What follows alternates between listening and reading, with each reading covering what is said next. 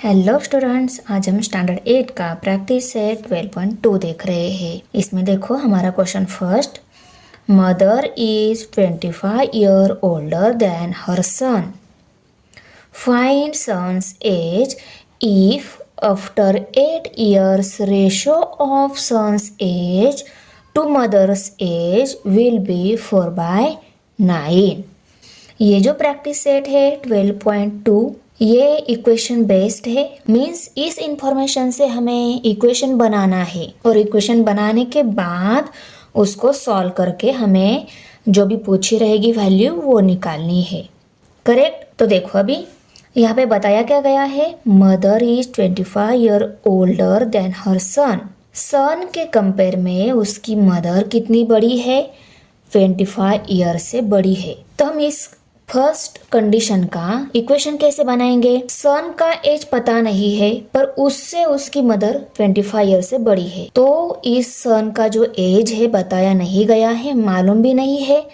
और तो हमें क्या करना होगा, ये सन का एज कोई कंसिडर करके इक्वेशन बना के सॉल्व करना है। तो इसका सन का जो एज है वो हम एक्स कंसिडर कर लेते हैं। ओके, तो देखो सन का एज एक्स कंसिडर कर लिया, उसकी मदर उससे 25 ईयर से बड़ी है, मीन्स उसकी मदर के एज में सन का भी एज ऐड करना होगा। करेक्ट। तो चलो सन का एज हमने एक्स कंसिडर किया है, वो पहले राइट कर लेते हैं। देखो हमने राइट कर लिया कि सन का प्रेजेंट एज एक्स ईयर है। प्रेजेंट ये वर्ड हमने यहाँ पे क्यों राइट कर लिया, क्योंकि इस सेकेंड कंडीशन में क्या बताया गया है, after 8 years ratio of son's age to mother's age will be 4/9। 8 year बाद का रेशो दिया है son's age to mother's age. Okay, इसीलिए हमने फर्स्ट कंडीशन में जो एज बताया गया था उसको प्रेजेंट एज राइट कर लिया। आया समझ में। फर्स्ट कंडीशन में बताया कि मदर उसकी सन से 25 ईयर से ओल्डर है, मीन्स बड़ी है। तो हम यहाँ पे लिख लेते हैं mother's present age is x plus 25 years. First condition में बताया था कि मदर्स का एज उसकी सन के एज से 25 ईयर से ज़्यादा है ऐसा बताया है, इसलिए प्लस साइन लिया और 25 लिया। और एक्स क्यों लिया, क्योंकि सन से 25 ईयर से बड़ी है। तो सन का जो एज है वो मदर के प्रेजेंट एज में हमें ऐड करना होगा। तो ये आ जाएगा मदर का present age x plus 25 years. Son का प्रेजेंट एज एक्स ईयर्स और मदर का present age x plus 25 years. अभी हम सेकेंड कंडीशन की यहाँ मूव होते हैं। फ्रॉम सेकेंड कंडीशन, अभी सेकेंड कंडीशन में क्या बताया गया, सन का और मदर का एज का रेशो दिया है और यहाँ पे 8 ईयर्स के बाद वो रेशो दिया है। सन का और मदर का 8 ईयर बाद एज कितना आएगा अगर हम निकालना चाहते हैं, तो प्रेजेंट एज एक्स है और आफ्टर 8 ईयर बाद मीन्स प्रेजेंट सन का अगर 8 ईयर बाद का अगर एज निकालना है तो एक्स में 8 ऐड करने होंगे, क्योंकि आफ्टर 8 ईयर बोला है ना। Present age x, after 8 year x plus 8। Correct. After 8 year age will be equal to x plus 8 years.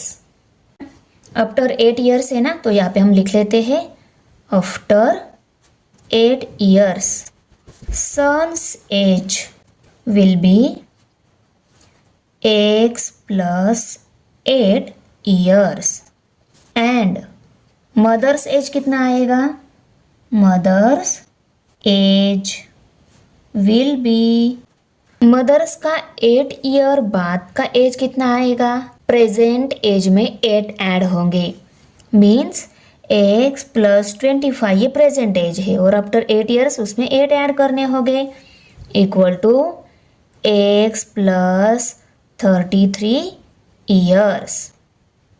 ये जो x प्लस 8 है ये सन का आफ्टर 8 ईयर्स एज है। ये जो मिला है हमें, ये मदर का आफ्टर 8 इयर्स एज है और सेकेंड कंडीशन में उनकी एज का रेशो भी दिया है। और इसका अगर हम रेशो ले लेते हैं तो क्या हो जाएगा, देखो x + 8 and x + 33। After 8 years ratio दिया है, यह आफ्टर 8 इयर्स उनकी एज का रेशो हमने निकाला हुआ है यहाँ पे इक्वेशन फॉर्म में। ये दोनों भी क्या है, इक्वल है। ओके, अभी हमें सॉल्व करना इजी जाएगा। देखो कितना इजी है।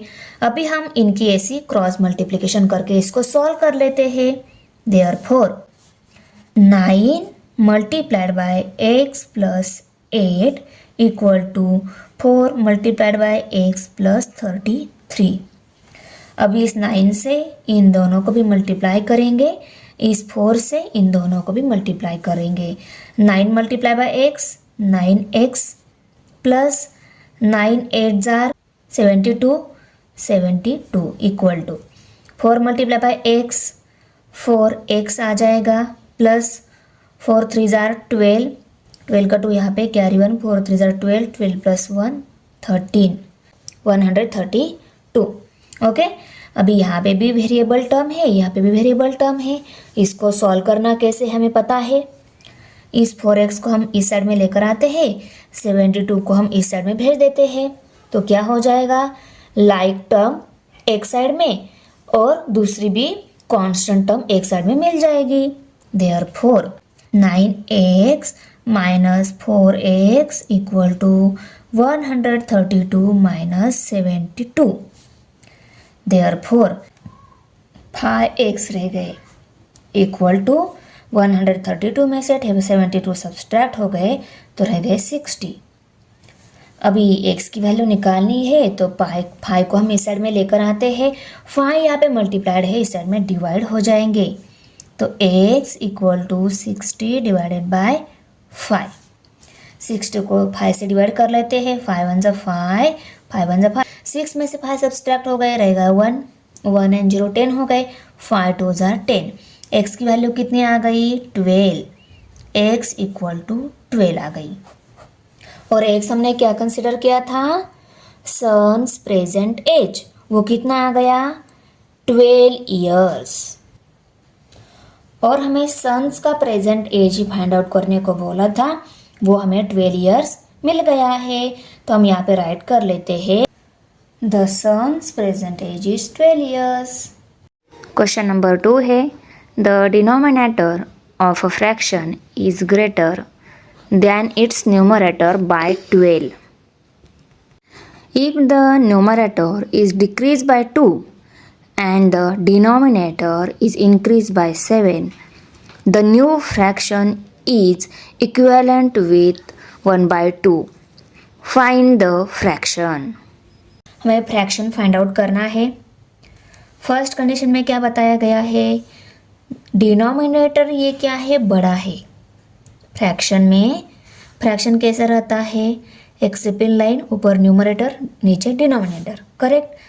डिनोमिनेटर बड़ा है मीन्स नीचे वाला लाइन के नीचे वाला नंबर जो है वो बड़ा है, कितनी, 12 नंबर से बड़ा है, पर न्यूमरेटर है कितना ये नहीं बताया गया है। तो हमें क्या करना होगा, न्यूमरेटर जो है उसको कोई वेरिएबल कंसिडर करके यहाँ पे राइट करना होगा। फर्स्ट कंडीशन के according let the numerator the fraction be x। अभी बहुत सिंपल हो गया, न्यूमरेटर अगर x है, डिनोमिनेटर उससे 12 नंबर से बड़ा है, तो डिनोमिनेटर कितना हो गया, x + 12, बड़ा है ना, 25 नंबर से बड़ा, बड़ा मीन्स व्हाट, उसमें 12 हमें ऐड करने होंगे। फर्स्ट कंडीशन के according denominator of fraction is greater than its numerator by 12, ये हमने राइट कर लिया। देयरफॉर द डिनोमिनेटर कितना मिलेगा, इज x + 12। न्यूमरेटर पता नहीं था, उसको x कंसिडर कर लिया। डिनोमिनेटर न्यूमरेटर से 12 नंबर से बड़ा है तो +12 कर लिया, तो हमारा डिनोमिनेटर x + 12 आ गया, करेक्ट। देयरफॉर अभी हमें न्यूमरेटर पता है, डिनोमिनेटर भी पता है, numerator x, denominator x plus 12। तो हमारा फ्रैक्शन क्या मिल जाएगा? The fraction is x by x plus 12। Numerator x है, डिनोमिनेटर x प्लस 12, तो fraction x by x plus 12 मिल गया। अभी सेकेंड कंडीशन में बताया गया if the numerator is decrease by 2, numerator को 2 से डिक्रीज किया एंड डिनोमिनेटर को 7 से इंक्रीज कर लिया, उसके बाद फ्रैक्शन जो है वो किसके इक्विवेलेंट मिलेगा? 1/2 के इक्विवेलेंट मिलेगा। ये सेकंड कंडीशन में बताया गया है। From the second condition the numerator decrease by 2, okay, therefore the numerator is, numerator को 2 से डिक्रीज कर लिया, मीन्स न्यूमरेटर था कितना? न्यूमरेटर था x, उसको 2 से डिक्रीज किया मीन्स उसमें से 2 हमें माइनस करना होगा। तो न्यूमरेटर कितना मिलेगा? x minus 2। वो x था, उसको 2 से डिक्रीज करना है, इसलिए उसमें से 2 हमने माइनस कर लिया, तो x माइनस 2 ये हमारा न्यूमरेटर मिल गया। अभी डिनोमिनेटर को 7 से इंक्रीज करना है। डिनोमिनेटर है कितना? डिनोमिनेटर है x प्लस 12, उसको 7 से इंक्रीज करना है मीन्स उसमें हमें 7 ऐड करने होंगे। The denominator increase by 7, therefore the new denominator is x plus 12। ये ऑलरेडी था, ये डिनोमिनेटर था पहले, उसमें हमें 7 ऐड करना है, ओके। तो देयरफॉर x प्लस 19 ये क्या मिल गया? न्यू डिनोमिनेटर मिल गया। न्यूमरेटर कौन सा मिला? x माइनस 2 और new denominator x plus 19। 12 plus 7 की एडिशन की 19 आ गए, तो x प्लस 19 ये न्यू डिनोमिनेटर मिल गया। अभी सेकेंड कंडीशन में ये भी बताया कि न्यूमरेटर 2 से डिक्रीज किया, डिनोमिनेटर 7 से इंक्रीज किया, उसके बाद जो न्यू फ्रैक्शन मिलेगा वो किसके इक्विवेलेंट है? इक्विवेलेंट मीन्स इक्वल, किसके इक्वल है? 1/2 के इक्वल है। तो यहाँ पे हम लिखेंगे x minus 2 x plus 19 equal to 1/2। ये जो फ्रैक्शन है इक्विवेलेंट है किसके? इस 2 से डिक्रीज किया हुआ न्यूमरेटर और 7 से इंक्रीज किया डिनोमिनेटर के इक्वल है, इसलिए इनका रेशो हमने इसके इक्विवेलेंट ले लिया। इसको भी सॉल्व करना इजी है। इस फॉर्म में अगर हमें इक्वेशन मिल जाता है, इसके आगे वाली स्टेप सॉल्व करने बहुत ही इजी रहती है। इसके पहले भी एग्जाम्पल में हमने देखा है, ऐसे क्रॉस मल्टीप्लिकेशन करके हम सॉल्व कर लेते हैं, ओके। तो 2 multiplied by x minus 2 equal to 1 multiplied by x plus 19। Therefore 2 multiply by x 2x आ गया, 2 मल्टीप्लाई बाय 2 2 2 जार 4, माइनस साइन है, equal to 1 multiply by x आ गया, 1 मल्टीप्लाई बाय 19 आ गया, प्लस साइन है उसको लिखा। अभी ये वेरिएबल टर्म उनको इस साइड में लेकर आते हैं। सिर्फ x को हमें इस साइड में लेकर आना होगा और इस -4 को इस साइड में भेज देना होगा। ये 4 उस साइड में प्लस हो जाएगा, ये x इस साइड में माइनस हो जाएगा, तो 2x माइनस x ये हमारी लेफ्ट साइड आ जाएगी और राइट साइड 19 प्लस 4 ये राइट साइड आ जाएगी। 2x में से एक सब्सट्रैक्ट हो गया, एक ही x रह गया, इक्वल टू 19 प्लस 4 23 आ गए। तो x की वैल्यू कितनी मिल गई? 23। x की वैल्यू 23 मिल गई। x हमने न्यूमरेटर कंसिडर किया था और न्यूमरेटर कंसिडर करने के बाद हमारा fraction x by x plus 2 आ गया था। हमें अभी फ्रैक्शन ढूंढना है। एक्स की वैल्यू पुट करेंगे, डिनोमिनेटर में भी यहाँ पे एक्स की वैल्यू पुट करेंगे तो 23 ये न्यूमरेटर आ जाएगा और डिनोमिनेटर 23 प्लस 12 35 आ जाएगा।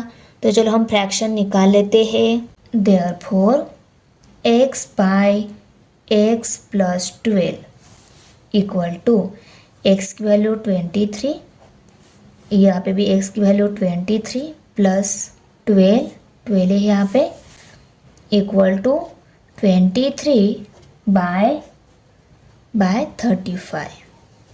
यह आ गया हमारा fraction. The fraction is 23/35। Question number 3 है the ratio of weight of copper and zinc in brass is 13:7. Find the weight of zinc in a brass utensil weighing 700 ग्राम। किसका रेशो दिया है? कॉपर एंड जिंक का ratio दिया है। Okay, हमें क्या निकालना है? 700 ग्राम में जिंक का वेट कितना आएगा वो निकालना है। ये जो कॉपर एंड जिंक का रेशो जो दिया है, ये रेशो दिया है। एक्चुअल कॉपर और जिंक अगर कितना है ये हमें निकालना है। तो इस रेशो में जो वैल्यू दी गई रहती है उसका कॉमन मल्टीपल लेकर हमें उसको राइट करना होता है। इनका कॉमन मल्टीपल लेकर इनको राइट कर लिया, इसका मतलब वो क्या है? उस ब्रास में एक्चुअली उनका वेट है। एक्चुअली वेट अगर निकालना चाहते हैं तो उनका कॉमन मल्टीपल लेकर उनको राइट करना होगा। इस रेशो में जो वैल्यू रहती है ना, उनका कॉमन मल्टीपल मीन्स उनके साथ एक्स वेरिएबल लो, वाई लो, जेड लो, कौन सा भी वेरिएबल लो, A B C D. Okay, तो हम इनका कॉमन मल्टीपल एक्स लेकर इनको राइट कर लेते हैं तो वो हो जाएंगे एक्चुअली कॉपर और जिंक का weight. Let the weight of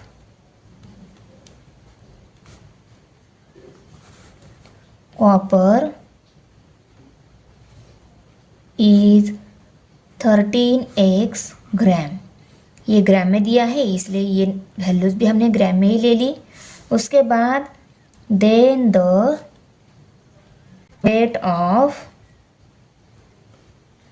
zinc is 7x gram. देखो 13 जो था उसका कॉमन मल्टीपल x लेकर उसको राइट कर लिया, ये आ गया कॉपर का वेट। और 7 जो था रेशो में, जिंक बाद में लिखा है इसलिए बाद वाला रेशो है, जो बाद वाला रेशो भी जिंक का है, ये इसका कॉमन मल्टीपल लेकर हमने राइट कर लिया। ओके, अभी हम यहाँ पे लिखेंगे from the given condition 13x plus 7x equal to 700।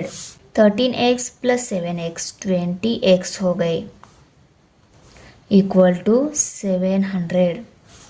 x की वैल्यू निकालना चाहते हैं तो 20 को इस साइड में शिफ्ट करना होगा। 20 यहाँ पे मल्टीप्लाइड है, इस साइड में डिवाइड हो जाएगा और ये 20 यहाँ पे डिवाइड हो गया 700 न्यूमरेटर में। इस जीरो के साथ ये जीरो कट हो गया। अभी हम इस 70 को 2 से डिवाइड कर लेते हैं। 2 1 ज़ा 2, 2 3 ज़ा 6, 7 में से 6 सब्सट्रैक्ट हो गए, 1 रह गया, 1 एंड 0 10 हो गए, 2 5 ज़ा 10। Therefore x equal to 35। x की वैल्यू मिल गई 35। अभी हमें निकालना क्या है? जिंक इन ब्रास निकालना है। Weight of zinc in brass 7x gram है। अभी हम यहाँ पे देयरफॉर यहाँ पे x की वैल्यू पुट कर लेते हैं। 7 मल्टीप्लाई बाय 35 इक्वल टू 7 5 ज़ा 35, 35 का 5 यहाँ पे कैरी 3, 7 3 ज़ा 21, 21 प्लस 3 24 हो गए। जिंक का वेट 7x ग्राम है। 7x में हमने x वैल्यू पुट कर ली तो 7 मल्टीप्लाई बाय 35 245 ग्राम ये जिंक वेट मिल गया 700 ग्राम में। Therefore the weight of zinc in a brass utensil is 245 gram. Question number 4 है Find three consecutive whole numbers whose sum is more than 45 but less than 54. हमें क्या find out करने हैं? 3 consecutive whole number find out करने हैं। उनकी सम कितनी है? 45 से मोर है और 54 से लेस है। ये एग्जाम्पल सॉल्व करने से पहले हमें कॉन्सिक्यूटिव होल नंबर्स क्या रहते हैं वो मालूम होना चाहिए। Whole numbers means what? 0 से स्टार्ट होने वाले सभी पॉजिटिव नंबर होल नंबर्स रहते हैं। ओके, और कॉन्सिक्यूटिव होल नंबर्स क्या है? लगातार आने वाले जो नंबर रहते हैं उनको बोलते हैं कॉन्सिक्यूटिव होल नंबर। ऐसे 3 नंबर हमें फाइंड आउट करने हैं, जैसे कि 1 2 3। 1 2 3 ये लगातार आने वाले हैं, उनका डिफरेंस 1 का रहता है। इन दोनों का डिफरेंस 1 का, इन दोनों का भी 1 का। हम ऐसा नहीं कहते कि वो 1 2 3 ही है, वो 4 5 6 भी रह सकते हैं। सिर्फ हमें क्या याद रखना है? कॉन्सिक्यूटिव होल नंबर्स है वो। कोई भी कॉन्सिक्यूटिव होल नंबर है, उनमें से जो पहला वाला है उसको अगर हमने x कंसिडर कर लिया तो उसके बाद आने वाला जो होल नंबर रहेगा, कॉन्सिक्यूटिव होल नंबर रहेगा, वो क्या आ जाएगा? x+1 आ जाएगा, क्योंकि इन दोनों का डिफरेंस 1 का है। करेक्ट? ये अगर x कंसिडर कर लिया तो ये x+1 और इसके बाद आने वाला x+2 रहेगा। ये +1, ये x+2 और ये x+1, x+2। इन दोनों का भी डिफरेंस 1 का, इन दोनों का भी डिफरेंस 1 का हो जाएगा। करेक्ट? तो कितना इजी है देखो। पहले आपने ये प्रॉब्लम रीड करने के बाद आपको कॉन्सिक्यूटिव होल नंबर 3 कौन से ऐसे नंबर रहेंगे, उनकी सम मोर देन 45 होनी चाहिए, है ना इजी तरीका। तो चलो हम पहले राइट कर लेते हैं कि 3 consecutive number x, x+1 and x+2 है। उसके बाद बोला है कि उनकी सम मोर देन 45 है। सम ले लेते हैं हम। Now x plus x+1 plus x+2, इन तीनों की सम मोर देन 45 है, more than 45। Okay, x+1 x+2, इसमें है x कितने टाइम्स है? 3 टाइम्स। तो इसको हम 3x + 1 + 2 3 हो गए। करेक्ट? Greater than 45। x, ये दूसरा x, ये तीसरा x, 3x हो गए। ये 1 + 2 3 हो गए। करेक्ट? 3 यहाँ पे प्लस है, उसको इस साइड में भेज देते हैं। ये 3 यहाँ पे माइनस हो जाएगा। 3x greater than 45 - 3। 45 में से 3 माइनस हो गए, 42 रह गए, greater than 42। Therefore 3x greater than 42। अभी x की वैल्यू निकालनी है, 3 को इस साइड में शिफ्ट करना होगा। 3 यहाँ पे मल्टीप्लाइड है, इस साइड में डिवाइड हो जाएगा। Therefore x greater than 42 divided by 3। 3 1 = 3, 3 1 = 3। 4 में से 3 सब्सट्रैक्ट हो गए, 1 रह गया। 1 and 2 12 हो गए। 3 4 = 12। तो x ग्रेटर देन 14 है। x ग्रेटर देन 14 है मीन्स व्हाट? मीन्स x की वैल्यू कितनी आएगी? 15, 16 एंड 17। x 14 से ग्रेटर है मीन्स वो 14 नहीं होगे, उसके ग्रेटर मीन्स व्हाट? 15, 16 एंड 17 रहेंगे। करेक्ट? तो यहाँ पे हम लिख लेते हैं therefore x = 15, x+1 = 16 and x+2 = 17। हमने ये एग्जाम्पल मोर देन 45 इस वे से सॉल्व किया। अगर हमने सेम इसी एग्जाम्पल को लेस देन 54 इस वे से सॉल्व किया तो हमारा आंसर 16, 17 एंड 18 आ रहा है, वो भी हम देख लेते हैं। Consecutive whole number x, x plus 1, x plus 2 हमने कंसिडर किया है, करेक्ट। उनकी सम ले ली, देखो हमने उन तीनों की सम लेस देन 54 है, ऐसा बोला गया है ना। तो इस वजह से हम सॉल्व करके देख लेते हैं।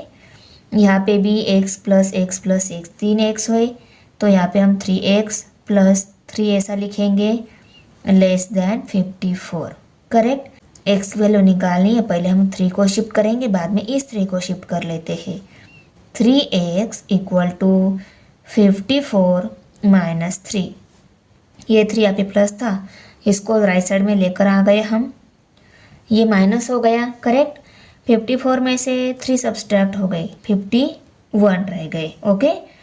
और ये 3x as it is, x की वैल्यू निकालनी है, इस 3 को भी हम इस साइड में शिफ्ट कर लेते हैं।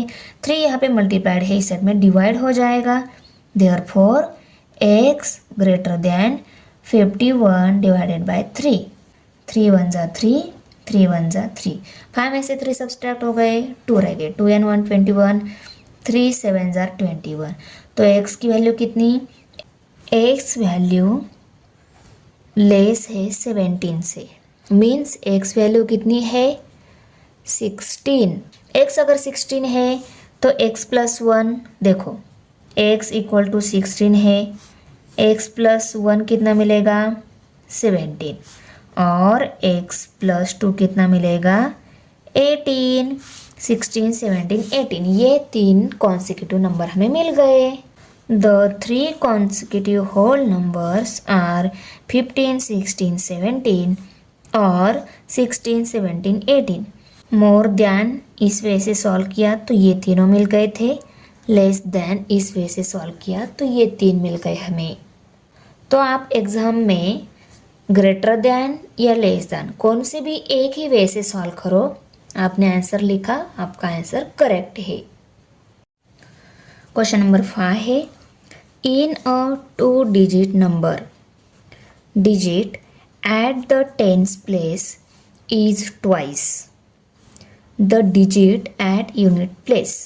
इस फर्स्ट कंडीशन में क्या बताया गया है, 2 डिजिट है, ओके, यूनिट प्लेस का एक और टेंस प्लेस का एक।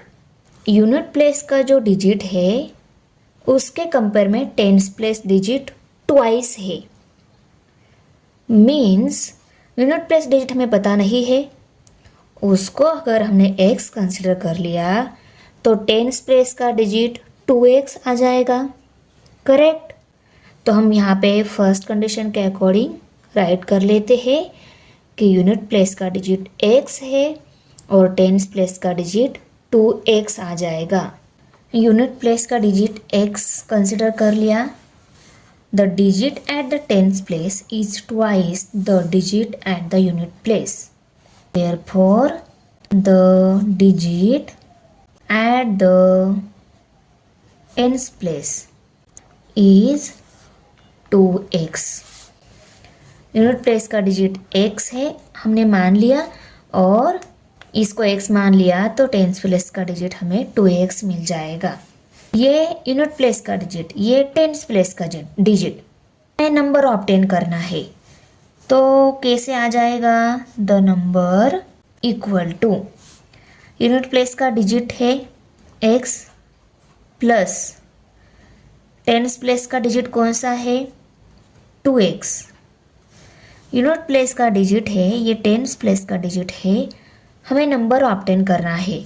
यूनिट प्लेस का जो डिजिट है उसको हमें 1 से मल्टीप्लाई करना होता है, और टेंस प्लेस का जो डिजिट है उसको 10 से मल्टीप्लाई करना होता है, तब हमें उनकी एडिशन के बाद नंबर ऑब्टेन हो जाएगा। इसको 1 से मल्टीप्लाई किया तो उसमें कोई चेंज नहीं होता, फिर भी हम 1 से मल्टीप्लाई कर लेते हैं। इसको टेंस प्लेस का जो डिजिट है उसका नंबर कौन सा आएगा ये हमें ऑब्टेन करना है, तो इसको हमें 10 से मल्टीप्लाई करना होगा। 10 2 जार 20, 20x plus x multiply by 1 x आ जाएगा, 20x plus 1 21x, correct, number आ गया। The number equal to 21x। ये डिजिट मिल गया था। डिजिट से हमें नंबर ऑब्टेन करना है तो यूनिट प्लेस का जो डिजिट है उसको 1 से मल्टीप्लाई करेंगे, टेंस प्लेस का जो डिजिट है उसको 10 से मल्टीप्लाई करेंगे और मल्टीप्लिकेशन के बाद हम करेंगे एडिशन और एडिशन से हमें नंबर ऑब्टेन हो जाएगा। तो मैं एक नंबर लेकर आपको समझाती हूँ। देखो हमारे पास 21 नंबर है, यूनिट प्लेस का डिजिट है 1, टेंस प्लेस का डिजिट है 2। ये जो डिजिट है ये टेंस प्लेस का है, इसको हमें 10 से मल्टीप्लाई करना होगा, इसको हमें 1 से मल्टीप्लाई करना होगा। इनकी मल्टीप्लिकेशन के बाद एडिशन होगी, 10 2 जार 20 प्लस 1 मल्टीप्लाई बाय 1, 1 आ गया और एडिशन से ये नंबर ऑब्टेन हो जाएगा। आया समझ में? हमने 21 नंबर लिया था, ये ऑपरेशन करने के बाद हमें फिर से 21 यही नंबर मिल गया है। हमें डिजिट पता थे x 2x, नंबर ऑब्टेन करना था। यूनिट प्लेस का जो डिजिट था उसको 1 से मल्टीप्लाई किया, टेंस प्लेस का डिजिट था उसको 10 से मल्टीप्लाई किया। इनकी मल्टीप्लिकेशन 20x, इनकी मल्टीप्लिकेशन x आ गई, 20x प्लस x 21x। अभी सेकंड कंडीशन में क्या बताया है? If the number obtain by interchanging the digits is added to the original number the sum is 66। जो यूनिट प्लेस का डिजिट x कंसिडर किया था, टेंस प्लेस का डिजिट 2x कंसिडर किया था, इन डिजिट की एक्सचेंज करनी है। सिर्फ डिजिट इंटरचेंज करने के बाद जो नंबर मिलेगा उसकी सम कितनी है? 66 है और हमें ओरिजिनल नंबर फाइंड आउट करने हैं। From the second condition the number obtain by interchanging the digits, तो x टेंस प्लेस पे आ जाएगा, x at tens place and 2x at unit place. Okay, therefore the new number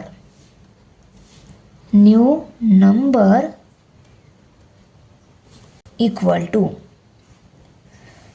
ये है tense place का x, उसको हमें करना होगा 10 से मल्टीप्लाइड, प्लस लेनी होगी और यूनिट प्लेस का जो डिजिट है उसको हमें 1 से मल्टीप्लाई करना होगा। Okay, 10 multiply by x 10x आ जाएगा, 2x आ जाएगा, 10x प्लस 2x 12x हो गए, 12x। डिजिट इंटरचेंज करने के बाद नंबर, ओरिजिनल नंबर क्या मिला था? 21x, डिजिट इंटरचेंज करने के बाद 12x ये नंबर मिल गया। ओके, अभी original number and digit interchange करने के बाद जो नंबर मिलेंगे उन दोनों की सम 66 है, ऐसा बताया गया है हमें कंडीशन में। तो हम कैसे लिखेंगे? 21x plus 12x equal to 66। यहाँ पे इसको अगर हमने इक्वेशन नंबर 2 लेबल दिया, इसको अगर इक्वेशन 1 लेबल दिया तो हम लिख सकते हैं फ्रॉम 1 एंड 2। 1 में ये है, 2 में ये है, फ्रॉम 1 एंड 2 इनकी सम इक्वल टू 66 है, ऐसा बताया गया है। तो यहाँ पे हम लिख लेते हैं from 1 and 2। 21x plus 12x कितने x हो गए? 33x equal to 66। Therefore x की वैल्यू निकालनी है, x को हम यहीं पे रखते हैं, 33 को इस साइड में शिफ्ट कर देते हैं, 33 यहाँ पे मल्टीप्लाइड है, इस साइड में डिवाइड हो जाएगा, 66 डिवाइडेड बाय 33, 11 3 जार 33, 11 6 जार 66, करेक्ट, इक्वल टू 6 बाय 3, 3 1 जार 3, 3 2 जार 6, x की वैल्यू कितनी मिल गई? 2, देयरफॉर x इक्वल टू 2। अभी हमें नंबर ऑब्टेन करना है। नंबर क्या मिला है हमारा? The number equal to 21x। इसमें हम x वैल्यू पुट कर लेते हैं 21 मल्टीप्लाइड बाय 2। x की ये 2 वैल्यू यहाँ पे पुट कर ली। 21 2 जार 42। तो नंबर क्या मिला हमारा? The number equal to 42। Question number 6 है some tickets of ₹200 and some of ₹100 of a drama in a theater were sold. The number of tickets of ₹200 sold was 20 more than the number of tickets of ₹100. The total amount received by the theater by sale of tickets was ₹37,000. Find the number of ₹100 tickets sold. Okay 100 rupees की कितनी ticket sold हो गई ये हमें यहाँ पे निकालना है। तो देखो 200 रुपीज़ के जो टिकट है वो 20 से ज़्यादा है ऐसा बोला गया है, पर 100 रुपीज़ के जो टिकट है वो उसके बारे में कुछ भी नहीं बोला गया है। तो ये 100 रुपीज़ के जो टिकट है उनको अगर हमने x कंसिडर कर लिया तो 200 के टिकट कितने आ जाएंगे? x + 20 आ जाएंगे, क्योंकि ये 200 के टिकट 20 से ज़्यादा है 100 का कंपेयर में ऐसा बोला गया है। इसलिए from the first condition let the number of ₹100 tickets sold be x। Understand? Okay 200 के टिकट जो है वो 20 से ज़्यादा है ऐसा बोला गया है, तो उसको हम यहाँ पे राइट कर लेंगे। देखो the number of tickets of ₹200 sold was 20 more than the number of tickets of ₹100 sold. तो 200 की टिकट्स कितने आ जाएंगी? Therefore the number of ₹200 tickets sold is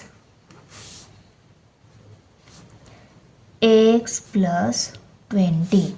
इतने 200 रुपीज़ के टिकट से और x ये 100 रुपीज़ के टिकट से, इन दोनों टिकट्स के अमाउंट कितनी होगी वो हम निकाल लेते हैं, क्योंकि इन दोनों टिकट की अमाउंट्स हमें दी गई है। तो ये नंबर है सिर्फ 100 रुपीज़ के टिकट्स के नंबर, ये 200 रुपीज़ के टिकट्स के नंबर दिए गए हैं। इन नंबर्स का कन्वर्जन हमें रुपीज़ में करना होगा, क्योंकि हमें यहाँ पे टोटल अमाउंट दी गई है। तो हम क्या कर लेंगे, इस x को 100 से मल्टीप्लाई करेंगे, इस x + 20 को 200 से मल्टीप्लाई करेंगे, क्योंकि ये क्या है 200 के टिकट से, ये 100 के टिकट से। सपोज़ देखो मैं आपको एक एग्जांपल बताती हूँ। जैसे कि मेरे पास 200 रुपीज़ की 2 नोट्स है, उन नोट की हमें पता है वो 400 हो रहे टोटल, पर अगर ऐसा कोई एग्जांपल है कि वो कितने रुपीज़ होते हमें पता नहीं है, तो हम मल्टीप्लिकेशन करके वो आंसर निकाल सकते हैं।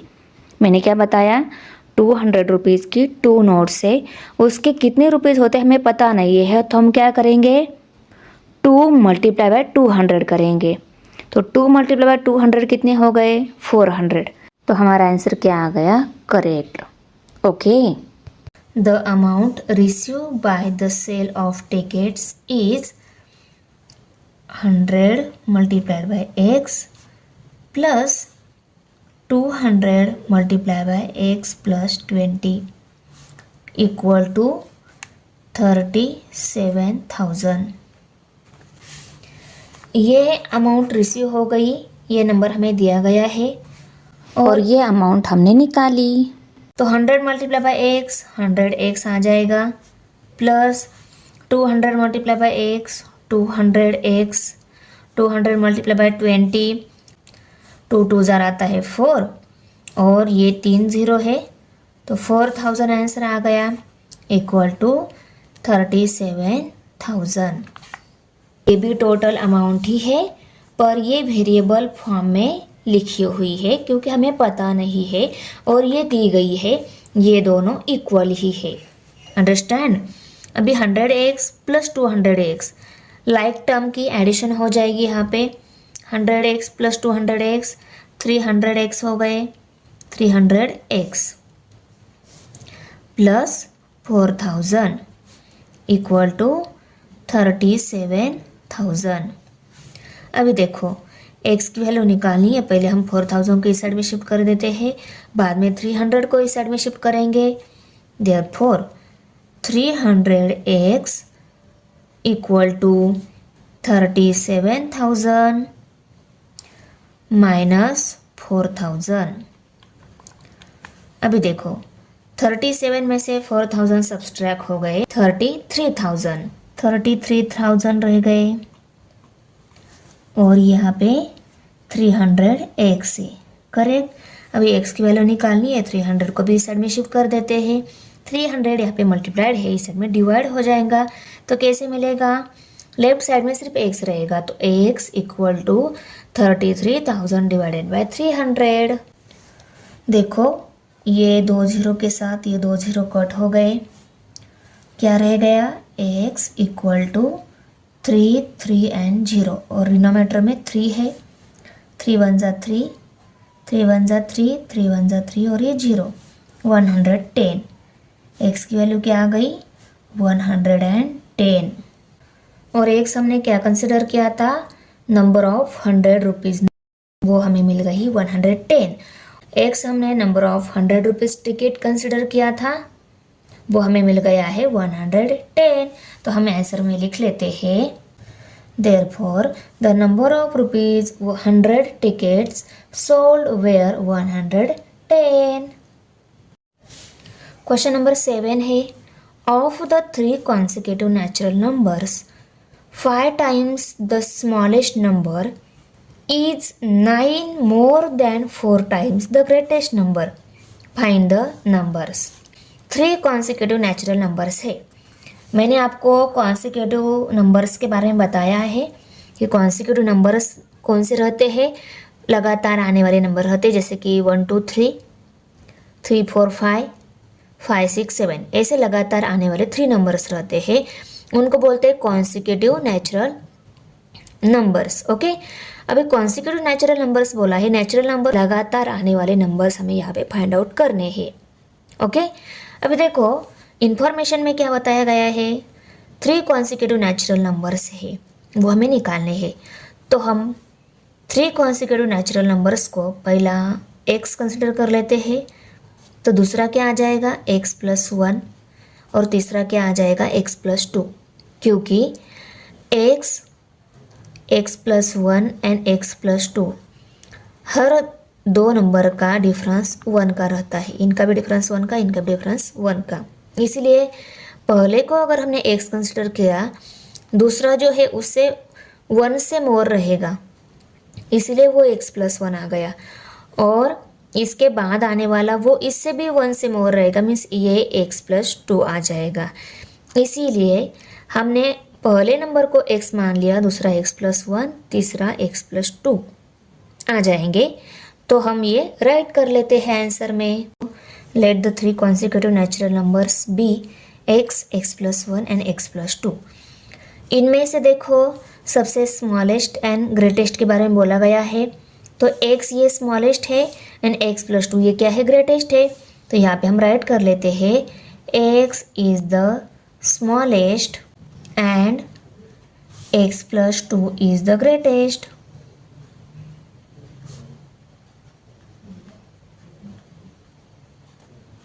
अभी यहाँ पे हम लिखेंगे from the given condition। Condition में क्या बताया गया है कि जो स्मॉलेस्ट है वो 5 टाइम्स है, स्मॉलेस्ट है x, उसका 5 टाइम्स मीन्स उसको हमें 5 से मल्टीप्लाई करना होगा, करेक्ट। देखो 5 times the smallest is means equal to रहता है, और 5x and 4 times the greatest।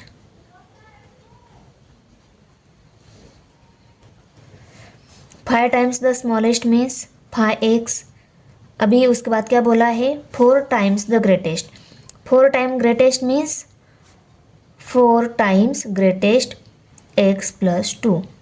ये ग्रेटेस्ट है, उसका 4 टाइम मीन्स उसको 4 से मल्टीप्लाई करना होगा। ये स्मॉलेस्ट है, स्मॉलेस्ट को 5 टाइम्स बोला है तो स्मॉलेस्ट को हम 5 से मल्टीप्लाई करेंगे। 5 टाइम्स द स्मॉलेस्ट हो गया 5x। 9 मोर है और बाद में 4 टाइम्स है। 4 टाइम्स तो हमने ले लिया, पर इसमें हमें 9 भी ऐड करना होगा, क्योंकि बोला है 9 मोर। 9 मोर मीन्स हमें ग्रेटेस्ट में 9 भी ऐड करना है।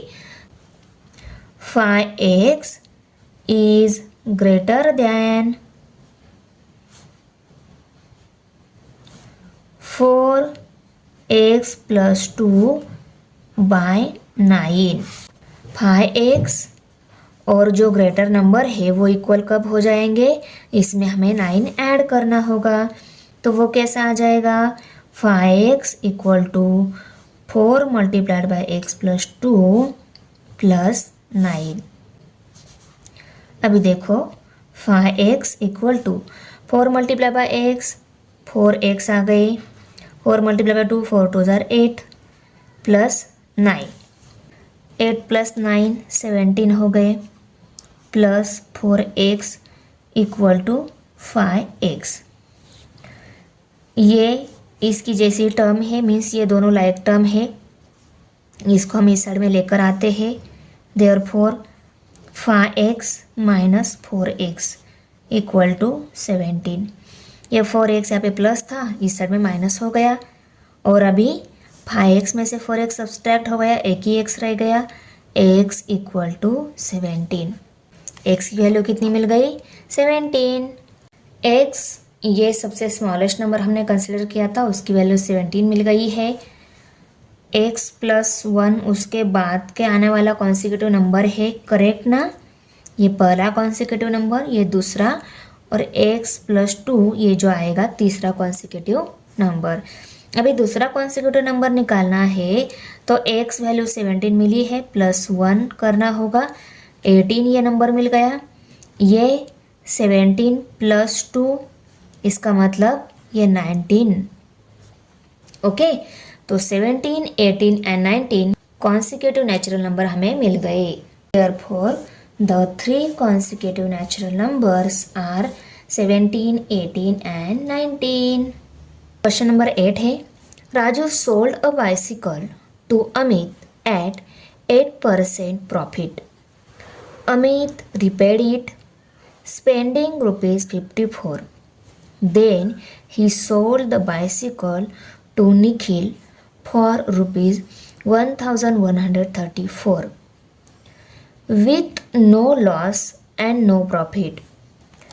Find the cost price of the bicycle for which Raju purchased it. Raju ने कितने रुपीस को बाइसिकल परचेस की, ये हमें निकालना है। ओके, और दिया क्या हुआ है देखो, यहाँ पे राजू ने बाइसिकल परचेस की, ओके, और अमित को बेची। अमित को 8% प्रॉफिट पर बेची, अमित ने उसको रिपेयर किया और अमित ने उसको निखिल को बेच दिया। अमित को कुछ प्रॉफिट लॉस नहीं हुआ, अमित ने डायरेक्ट निखिल को 1134 को बेच दी। तो हमें निकालना है राजू ने वो परचेस कितने को की थी, राजू ने वो ली कितने रुपीस को थी, ये हमें निकालना है। ये जो वैल्यू निकालने राजू ने वो बाइसिकल कितने रुपीस को परचेस की थी उसको हम x कंसिडर करके यहाँ पे राइट कर लेते हैं, क्योंकि उसको x कंसिडर करने के बाद ही हम आगे वाली स्टेप कर सकते हैं, करेक्ट ना। Let the cost price of the bicycle that Raju purchase be rupees x। Raju ने उस बाइसिकल को अमित को दे दी, पर उसको 8% प्रॉफिट हो गया है। तो 8% प्रॉफिट राजू ने बाइसिकल अमित को दी, पर 8% प्रॉफिट हो गया है। तो 8% प्रॉफिट मीन्स कितना प्रॉफिट, ये हमें पहले निकालना होगा, करेक्ट। तो यहाँ पे हम लिखेंगे Raju sold his bicycle to Amit at 8% profit. 8% profit on on rupees x. X rupees पर 8% प्रॉफिट मीन्स कितने रुपीज़ का प्रॉफिट। ये प्रॉफिट हमें रुपीज़ में निकालना है, तो कितने रुपीज़ पर x% प्रॉफिट, उनकी मल्टीप्लिकेशन कर लेते हैं। एक्स रुपीज़ पर 8% प्रॉफिट है तो x लेंगे हम, मल्टीप्लाइड बाय परसेंट को कैसे लिखेंगे, 8 डिवाइडेड बाय 100 इस फॉर्म में लिखेंगे। 8% प्रॉफिट कितना आ गया, 8% profit on rupees x equal to x multiply by 8x divided by 100। इन दोनों को 2 से डिवाइड हो जाता है, इन दोनों को हम 2 से डिवाइड कर लेते हैं। 2 5 ज़ा 10, 2 0 ज़ा 0, 2 4 ज़ा 8, 4x बाय 50। अभी इन दोनों को फिर से 2 से डिवाइड हो रहा है। 2 2 ज़ा 4, 5 में से 4 सब्सट्रैक्ट हो गए, 1 रह गए, 1 एंड 0 10 हो गए। 2 5 ज़ा 10, 2 2 ज़ा 4, 2x divided by 25। 8% profit on rupees x equal to 2x divided by 25। Raju ने साइकिल बेची, उस बेची हुई साइकिल में उसने इतना प्रॉफिट निकाला। एक्स रुपीज़ को साइकिल बेची, इतना प्रॉफिट निकाला, तो राजू ने x प्लस 2x बाय 25 इतने रुपीज़ को साइकिल बेची, उसमें उसको 8% प्रॉफिट हो गया। Correct. Raju sold the bicycle to Amit for rupees x plus 2x by 25। आपको समझ में आ गया कि उसने इतना प्रॉफिट निकाला है। 8% प्रॉफिट मीन्स इतना रुपीज़ का प्रॉफिट उसने निकाला है, पर उसने साइकिल कितने रुपीज़ को बेची, जिस रुपीज़ में उसने ली वो रुपीज़ प्लस उसमें 8% प्रॉफिट बेची, तो ये 8% उस x में हमें ऐड करने होंगे। करेक्ट ना, इसलिए हमने x plus 2x by 25 right कर लिया। इसको सॉल्व कैसे किया जाता है, 25 multiply by x plus 2x। 25 multiply by x किया, कितना आ गया 25x, उसमें हमें प्लस 2x करना है और डिनोमीटर में 25 एज इट इज़ आएगा। 25x प्लस 2x 27x और डिनोमीटर में 25 एज इट इज़ है, तो 27x बाय 25 इतने रुपीज़ को राजू ने अमित को बाइसिकल बेची। यहाँ तक राजू की बात ख़त्म हो गई। आगे की हम बात करने वाले हैं अमित की। तो अमित ने क्या किया, इतने रुपीज़ वाली साइकिल को लिया और उस पे 54 रुपीज़ खर्चा किया। ओके, तो हम यहाँ पे लिख लेते हैं Amit spend 54 rupees for repairing. Okay, so cost of bicycle for Amit is, ये तो पैसे देने पड़े बाद में। 54 रुपीज़ मीन्स इसमें इतने रुपीज़ को लिए और उस पर इतना रुपीज़ खर्चा किया, इन दोनों की एडिशन करनी होगी। तो एक्चुअली अमित को इन दोनों की एडिशन जो आएगी वही आएगी अमित की साइकिल की cost. Correct. Rupees 27x by 25 plus 54, इतने रुपीज़ को उसने राजू से ली प्लस उसने इतना खर्चा किया, तो इन दोनों की टोटल क्या आ जाएगी, अमित की एक्चुअली साइकिल की कॉस्ट प्राइस। ओके, अभी देखो अमित ने कुछ प्रॉफिट लॉस नहीं सहा, उतने ही रुपीज़ को उसने निखिल को बेची। वो अमाउंट हमें दी गई है 1134 रुपीज़। इतने रुपीज़ को अमित ने साइकिल ली और अमित ने निखिल को बेची। अमित ने निखिल को साइकिल जितने रुपीज़ को ली है उसमें कुछ प्रॉफिट लॉस नहीं हुआ, डायरेक्ट उतनी ही रुपीस को बेची। मीन्स अमित ने एक्चुअली साइकिल जो बेची है इतने ही रुपीस को बेची है, और इतने रुपीस मीन्स अमाउंट हमें दी गई है 1134 रुपीज़। बताया क्या गया है कि अमित ने साइकिल पे कुछ प्रॉफिट भी नहीं हुआ, लॉस भी नहीं हुआ। अमित ने एक्चुअली जिस कॉस्ट प्राइस में उसने खरीदा उसी ही कॉस्ट प्राइस में उसने बेचा।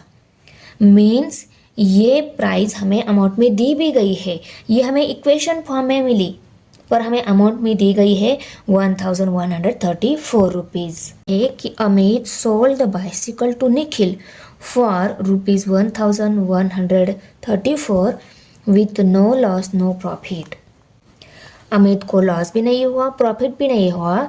उसने 1134 रुपीज़ को साइकिल बेची है, 1134 रुपीज़ को साइकिल बेची है। और अमित की जो साइकिल की कॉस्ट प्राइस है वो इक्वल टू क्या आएगी, ये करेक्ट आ रहा है समझ में। अमित को प्रॉफिट भी नहीं हुआ, लॉस भी नहीं हुआ। मीन्स उसने जितने रुपीस को साइकिल ली उतनी ही रुपीस को साइकिल बेची। मीन्स उसकी साइकिल की कॉस्ट प्राइस कितनी मिली थी हमें इक्वेशन फॉर्म में, 27x बाय 25 प्लस 54। ये है एक्चुअली अमित की साइकिल की कॉस्ट प्राइस। और अमित ने प्रॉफिट नहीं लिया, लॉस भी नहीं हुआ, जितने रुपीज़ में ली उतने ही रुपीज़ में बेची। मीन्स ये दोनों अमाउंट क्या है, इक्वल है। ओके, इसको सॉल्व करके अभी हम एक्स वैल्यू निकाल लेते हैं। एक्स की वैल्यू निकालनी है 1 बाय 1, सभी टर्म्स को हमें इस साइड में शिफ्ट करना होगा। पहले हम 54 को इस साइड में शिफ्ट कर देते हैं। 54 यहाँ पे प्लस है, इस साइड में माइनस हो जाएंगे। 1134 माइनस 54, इसमें से ये 54 सब्सट्रैक्ट हो गए तो 1080 रुपीज़ आ गए। ओके, ये 27x by 25 as it is, यहाँ पे ये 27x बाय 25 ये भी एज इट इज़। अभी देखो यहाँ पे हमें x वैल्यू निकालनी है तो 25 को भी इस साइड में शिफ्ट करना होगा। 25 यहाँ पे डिवाइड है, इस साइड में मल्टीप्लाइड हो जाएंगे। Therefore 27x equal to 1080 multiplied by 25। देखो 25 जीरो जा 0, 25 8 जार 200। ओके, 200 का जीरो यहाँ पे कैरी 20 आ गया। 25 जीरो जा जीरो ही आता है, उसमें हमें 20 ऐड कर लिए, 20 का जीरो यहाँ पे कैरी 2 आ गया। 25 1 जार 25, 25 प्लस 2 27 आ गए। 27,000 यहाँ पे 27x। ओके, अभी x की वैल्यू निकालनी है, 7 को भी इस साइड में शिफ्ट करना होगा। 27 यहाँ पे मल्टीप्लाइड है, इसमें डिवाइड हो जाएंगे। Therefore x equal to 27,000 divided by 27। 27 1 जार 27, 27 1 जार 27, और ये 1230 as it is. Means x कितनी आ गई, x rupees, x equal to 1000 rupees. x की वैल्यू 1000 आ गई है। मीन्स x हमने क्या कंसिडर किया था, राजू की साइकिल की कॉस्ट प्राइस ये कंसिडर किया था, और वही वैल्यू हमें निकालनी है, वो आ गई 1000 रुपीज़। तो यहाँ पे हम लिख लेते हैं the cost price of the bicycle to Raju is rupees 1000।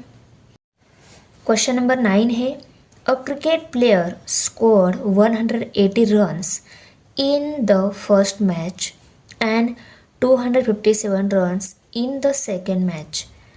Find the number of runs he should score in the third match so that the average of runs in the 3 matches be 230.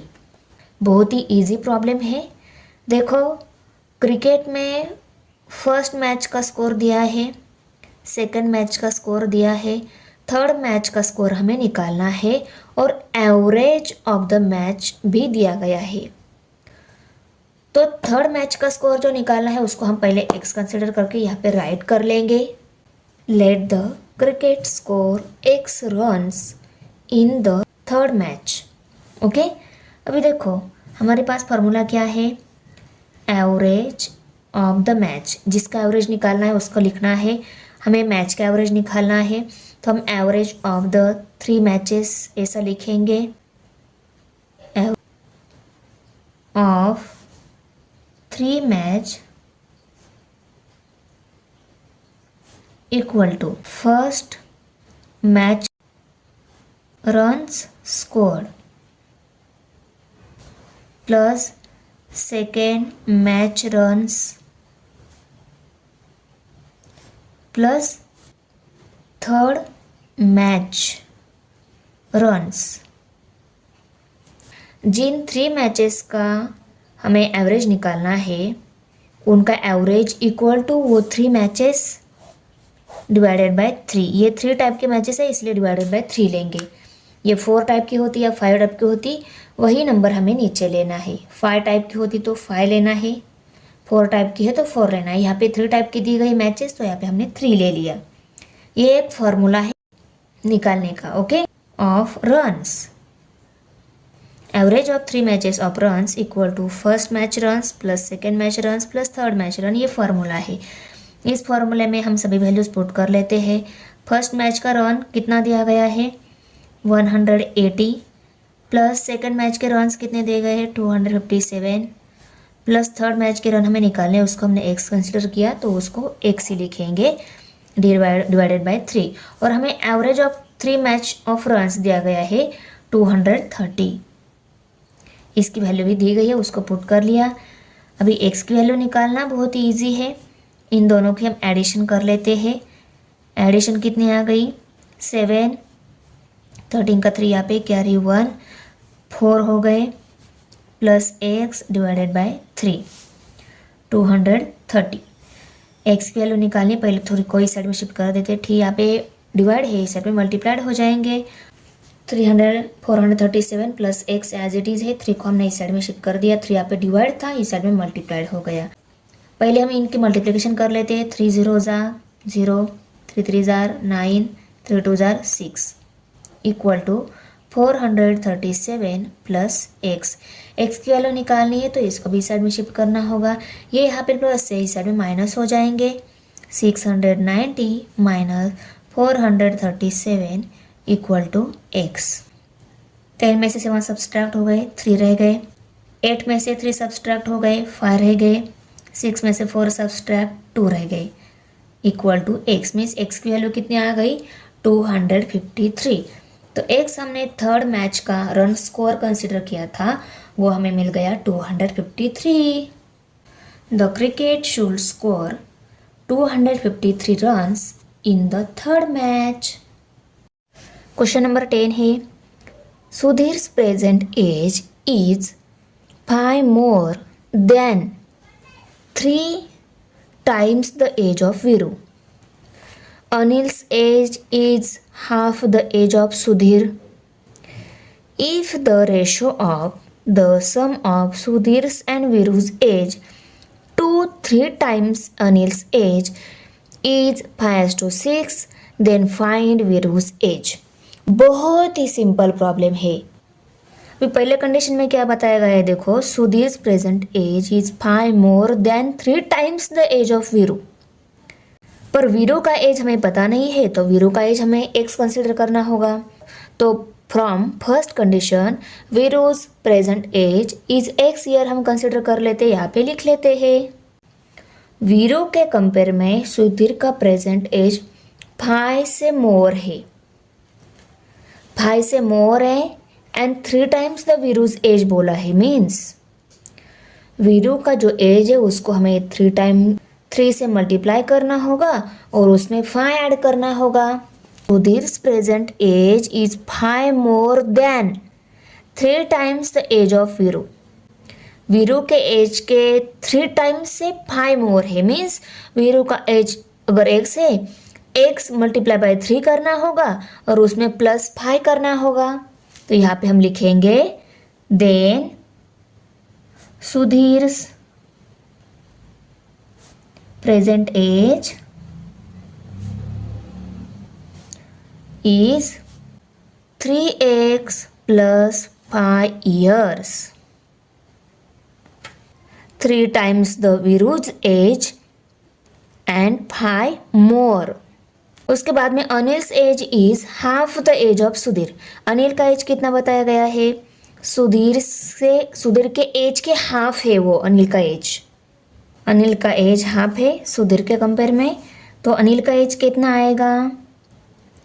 Anil's age is, Sudhir का as divided by 2 करेंगे तो हमें अनिल का as मिल जाएगा। और सुधीर का age कितना है? 3x + 5, उसको 2 से डिवाइड करना होगा तो हमें अनिल का एज मिलेगा। अभी उसके बाद क्या बोला गया है? If the ratio of the sum of Sudhir and Veeru's age to 3 times the Anil's age. Ratio किसका है? सुधीर एंड वीरू की एज की सम टू अनिल्स एज। ये रेशियो है 5:6। ये 2 है मीन्स ये S2। इसके बाद क्या बोला है? 3 times अनिल्स एज। यहाँ पे 3 times अनिल्स एज लेना होगा और इसकी साइड में क्या लेना है? सम सुधीर एंड वीरू की एज की सम लेनी है। Sudhir plus Veeru's age, okay, Sudhir की और वीरू की एज की sum as to 3 times Anil's age, ये लेना है। और इसके इक्वल ही क्या दिया हुआ है? 5:6 मीन्स 5:6 किसके इक्वल है? Sudhir plus Veeru's age as to 3 times Anil's age. तो इसके लिए हमें पहले सुधीर और वीरूज की एज की सम लेनी होगी। ओके, यहाँ से सेकंड कंडीशन स्टार्ट है, तो यहाँ पे हम लिख लेते हैं from second condition the sum of Sudhir and वीरूज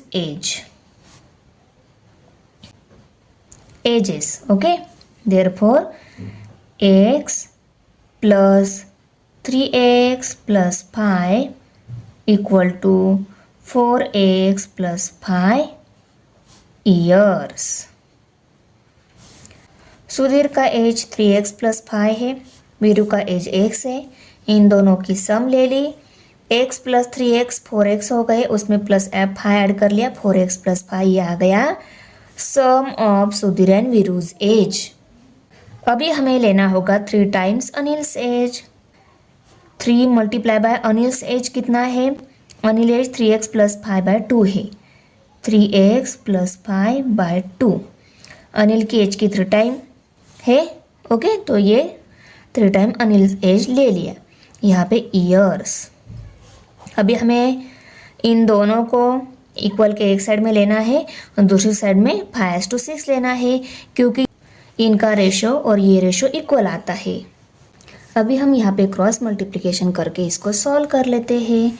तो 6 multiply by 4x plus 5, 6 multiply by 4x plus 5 equal to 5 multiplied by 3 into 3x plus 5/2। Okay, अभी देखो 1 by 1 हम टर्म को इस साइड में शिफ्ट कर लेते हैं। 2 यहाँ पे डिवाइड है, वो इस साइड में मल्टीप्लाई हो जाएगा। देयरफॉर 6 इस साइड में एज इट इज़ था, उसके साथ ये 2 मल्टीप्लाइड हो गया। ये टर्म भी है 4x plus 5, उसको भी राइट कर लिया, इक्वल टू ये 5 into 3 into 3x plus 5 as it is है। ओके, अभी 3 यहाँ पे मल्टीप्लाइड है, इस साइड में डिवाइड हो जाएगा, तो कैसा आ जाएगा? Therefore 6 multiply by 2 into 4x plus 5 divided by 3 equal to 5 into 3x plus 5। 3 1 ज़ा 3, 3 2 ज़ा 6। पहले हमने 2 को शिफ्ट कर दिया, बाद में 3 को शिफ्ट कर दिया। 3 को शिफ्ट करने के बाद 3 यहाँ पे मल्टीप्लाई था ना, वो डिवाइड हो गया यहाँ पे, तो इस 3 के साथ ये 6 डिवाइड हो गया, रह गया 2, 2 2 ज़र हो गया फिर 4, 4 into 4x plus 5 equal to 5 multiplied by 3x plus 5। Okay, अभी देखो 4 की इनके साथ मल्टीप्लिकेशन करेंगे, 5 की इनके साथ मल्टीप्लिकेशन करेंगे। 4 4 ज़र 16, 16x आ गया, 4 5 जार 20, 20 आ गया इक्वल टू 5 3 जार 15x प्लस 5 5 जार 25, 25 आ गया यहाँ पे। अभी देखो देयरफॉर 15 यहाँ पे प्लस है, उसको इस साइड में शिफ्ट कर लेते हैं, वो इस साइड में माइनस हो जाएगा, -15 16x minus 15x equal to 20 यहाँ पे प्लस है, वो इस साइड में माइनस हो जाएगा, -20 हो जाएगा। और राइट साइड का 25 पहले लिखा, बाद में ये 20 लिखा। 16x में से 15x सब्सट्रैक्ट हो गए, एक ही x रह गया, उसको हम लिखेंगे 15x में 16x में 15x सब्सट्रैक्ट हो गए, x रह गया। 25 में से 20 सब्सट्रैक्ट हो गए तो 5 रह गए। तो x की वैल्यू कितनी मिल गई? 5। वीरू का एज, और हमें यही निकालना था, वीरू का एज निकालना था, वो हमें मिल गया 5 ईयर्स। तो यहाँ पे हम लिख लेते हैं देयरफॉर। तो यहाँ पे हमारा प्रैक्टिस सेट फिनिश हो रहा है। इस मैथ्स के वीडियो के साथ साथ आपको अदर सब्जेक्ट के अगर वीडियो चाहिए तो डिस्क्रिप्शन में आपको मिल जाएंगे। मिलते हैं नेक्स्ट प्रैक्टिस सेट में। बाय।